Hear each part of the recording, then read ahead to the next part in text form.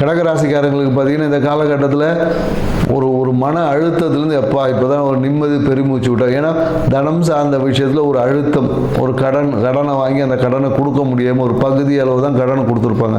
அந்த பணத்தால் ஒரு அழுத்தம் ஏற்படும். ஏன்னா சில பேருக்கு ஒரு திரவலுக்காக ஒரு தங்க நகை வாங்கி எப்போ ஒரு 2 மாதத்தில் ஒரு 6 மாதத்தில் கொடுக்குறேன்னு இப்போ அவங்க ஒரு நச்சரிச்சிருப்பாங்க.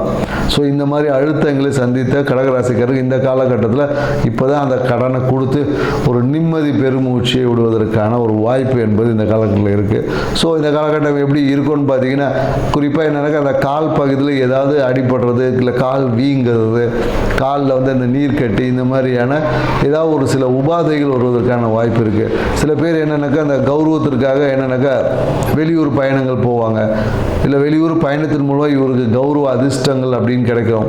நிறைய பேர் என்னக்கா தூரத்தில் ஒரு இஷ்ட தெய்வ வழிபாடு, இல்லை குருவை போய் பார்ப்போம். நிறைய பேர் இந்த ஆசிரமம்லாம் சொல்லுவாங்க இல்லையா. ஸோ அந்த மாதிரி ஆசிரமங்களுக்கு போய் குரு தீட்சைக்காக நீண்ட தூர பயணங்களை மேற்கொள்வதற்கான வாய்ப்பு இருக்குது. சில பேர் என்னக்கா இந்த ஊரில் வெளிநாட்டுக்கு போய் கூட நான் போய் இப்போ மலேசியா முருகனை போய் பார்க்க போகிறேன். ஸோ அந்த மாதிரி வெளியூர் வெளிநாட்டு பயணங்களுக்கு சில பேர் திருப்பதிக்கு போகிறேன்ற மாதிரியான பயணங்கள் எல்லாமே இருக்குது. ஆன்மீகத்துக்காக ஒரு நீண்ட தூர பயணம் இருக்கும். நிறைய பேர் பாத யாத்திரை போகிறலாம் வேண்டியிருப்பாங்க. ஸோ இந்த நிகழ்வுகள் எல்லாமே கடகராசிக்காரர் இந்த காலகட்டத்தில் பேச்சிலையும் மனசுலையும் இந்த அரசியல்ன்ற உணர்வு இருக்கும்.